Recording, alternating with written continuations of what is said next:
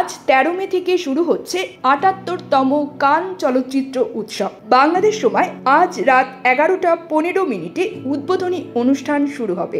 এটি যতটা সিনেমার প্রতিযোগিতা ঠিক ততটাই হয়ে ওঠে তারকাদের ফ্যাশন আর সৌন্দর্যের প্রতিযোগিতা।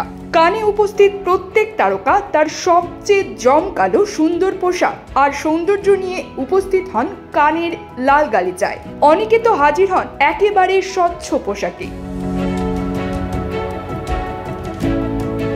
এই বিষয়কে মাথায় রেখে কানের লাল গালিচায় এবছর আনুষ্ঠানিকভাবে নগ্নতা এবং অতিরিক্ত লম্বা পোশাক নিষিদ্ধ করা হয়েছে।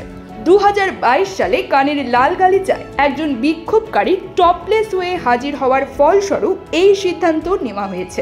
এবছর মার্কিন যুক্তরাষ্ট্রের কিংবদন্তি অভিনেতা রবার্ট ডি নিরোকে লাইফ টাইম অ্যাচিভমেন্ট সম্মান পাম ডিওর পুরস্কার দেওয়া হবে। কান চলচ্চিত্র উৎসবের উদ্বোধনী উৎসবেই এই সম্মান দেওয়া হবে রবার্ট ডি নিরোকে। সেই সঙ্গে আগামী 18 মে নিকোল কিডম্যানকে উইমেন ইন মোশন 2025 পুরস্কারে সম্মানিত করা হবে।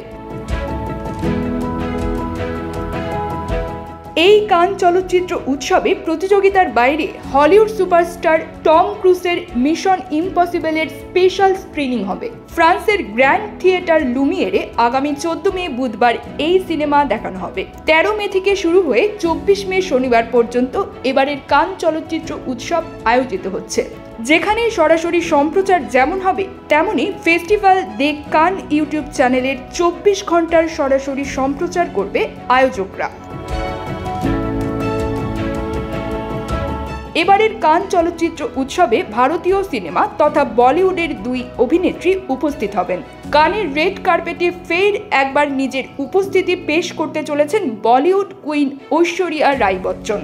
সেই সঙ্গে বলিউডের আরেক অভিনেত্রী আলিয়া ভাটকে এবারের কানের লাল গালিচায় হাঁটতে দেখা যাবে। ঐশ্বরিয়া আবারও লাল গালিচায় ফিরে আসছেন। প্রায় 2 দশক আগে কান ফেস্টিভ্যালে অভিষেক করেছিলেন, যেখানে দেবদাসের প্রিমিয়ারে প্রথমবার কান চলচ্চিত্র উৎসবে হেঁটেছিলেন। তিনি কানের সঙ্গে যুক্ত সবচেয়ে আইকনিক ভারতীয় ব্যক্তিত্বদের মধ্যে একজন। News desk, TGD world.